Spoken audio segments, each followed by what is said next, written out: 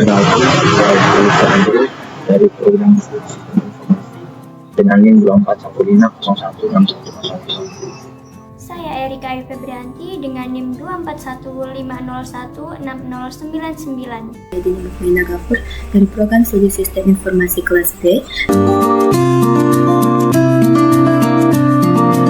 Saya akan menyampaikan beberapa materi yang telah saya dapatkan selama 1 semester ini pada mata kuliah komunikasi interpersonal.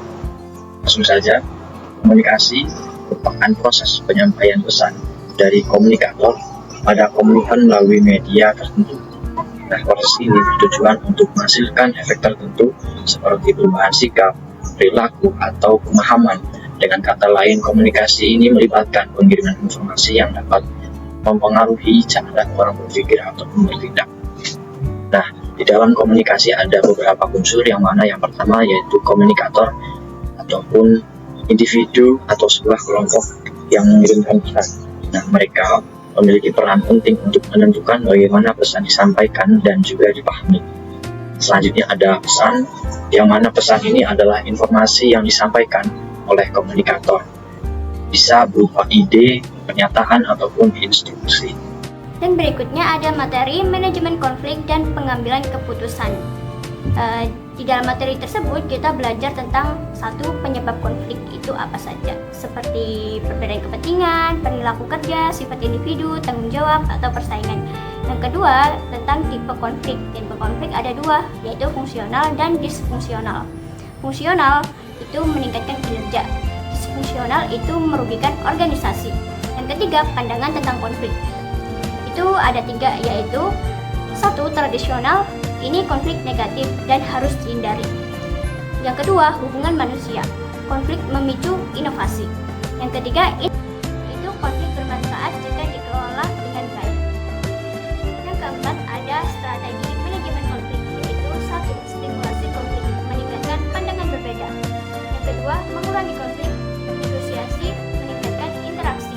Akan menjelaskan sedikit tentang kecerdasan emosi dan komunikasi interpersonal, di mana kecerdasan emosi atau biasa disebut dengan EQ adalah kemampuan mengenali, mengelola, dan mengkomunikasikan emosi, di mana dalam kecerdasan emosi terdapat kualitas EQ. Yang pertama yaitu menyadari emosi, tidak kewalahan dan optimis. Kedua, memahami perasaan orang lain. Ketiga, menghubungkan emosi dan tujuan hidup. Adapun juga ada manajemen emosi, di mana komunikasi mendukung yang spesifik untuk melakukan self-talk dalam mengelola emosi. Ada juga manajemen konflik antar pribadi, yang pertama yaitu disiplin, yang kedua yaitu pengalaman, dan yang ketiga yaitu komunikasi yang efektif untuk menciptakan situasi yang kondusif. Ada tiga orientasi penyelesaian konflik. Yang pertama yaitu kalah-kalah atau semua pihak merasa rugi. Kalah-menang yaitu satu pihak merasa untung dan satu pihak merasa rugi. Menang-menang yaitu semua pihak merasa menang. Dan juga yang terakhir yaitu bentuk komunikasi. Dalam bentuk komunikasi ada 3, yaitu agresif, pasif, dan asertif. Sehingga dapat disimpulkan bahwa komunikasi efektif, mendengarkan aktif, dan empati adalah kunci keberhasilan dalam pengelolaan konflik dan hubungan interpersonal.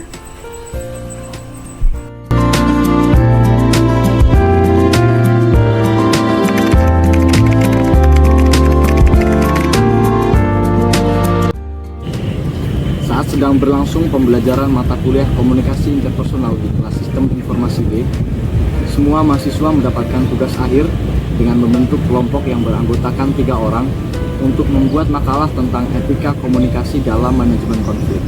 Salah satu kelompok yang diperankan oleh Dio sebagai mahasiswa laki-laki, ketua kelompok, orang yang bertanggung jawab dan juga perfeksionis, dan Erika sebagai anggota kelompok yang rajin dan sering mengambil inisiatif tanpa berkonsultasi dengan anggota kelompok yang lain, dan Dini sebagai anggota kelompok yang kurang aktif karena sibuk dengan organisasinya. Konflik mulai muncul ketika mereka mengerjakan tugas kelompok tersebut. Dio merasa Erika sering mengambil keputusan sendiri, seperti mengubah isi proposal tanpa berdiskusi. Erika merasa Dio terlalu perfeksionis dan terlalu banyak mengkritik pekerjaannya. Dini sering terlambat menyelesaikan tugasnya karena sibuk dengan kegiatan organisasi, sehingga beban pekerjaan menjadi lebih berat bagi Dio dan Erika. Diskusi kelompok di perpustakaan menjadi panas karena masing-masing merasa pihak lain tidak memahami situasi mereka.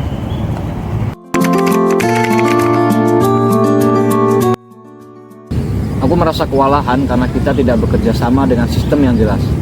Aku tuh ingin kita semua bekerja dengan sesuai rencana. Tapi kenapa kamu ubah itu seenaknya aja?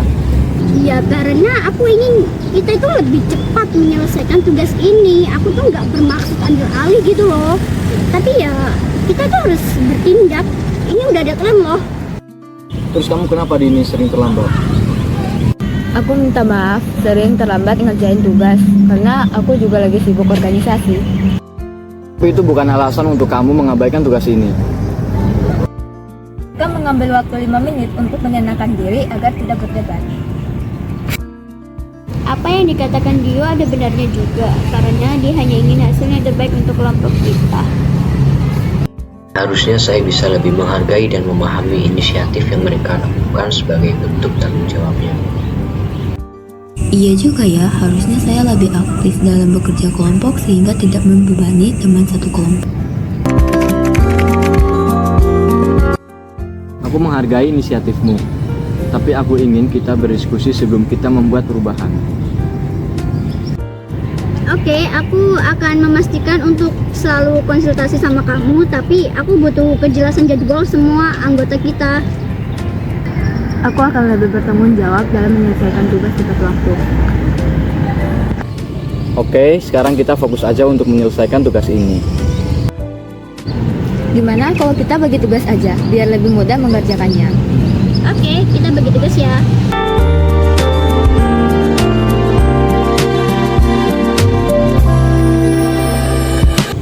Metode yang kami gunakan dalam kasus ini adalah metode kolaboratif yang dimana kelompok ini sepakat membagi tugas secara lebih adil. Dio fokus pada editing dan memastikan struktur makalah sesuai format. Erika menyusun draft awal dan mengkonsultasikan setiap perubahan dengan Dio. Dini menyelesaikan bagian penelitian data dan berjanji untuk membagi waktu lebih baik lagi. Dari konflik ini, kita dapat simpulkan bahwa hasil akhir berupa makalah dapat selesai tepat waktu dengan kontribusi yang seimbang dari semua anggota. Kelompok belajar untuk lebih terbuka dan terorganisasi dalam bekerja. Dio, Erika, dan Dini memperbaiki komunikasi mereka, sehingga konflik tidak terjadi lagi dan berikutnya. Dari kasus ini kita bisa melihat beberapa keunikan yang mana kasus ini mengangkat konflik umum yang sering terjadi di lingkungan kampus, terutama pada saat bekerja kelompok, menunjukkan bagaimana perbedaan karakter dan prioritas bisa mempengaruhi dinamika kelompok, menyediakan solusi berupa pembagian tanggung jawab yang lebih adil dan komunikasi yang lebih baik.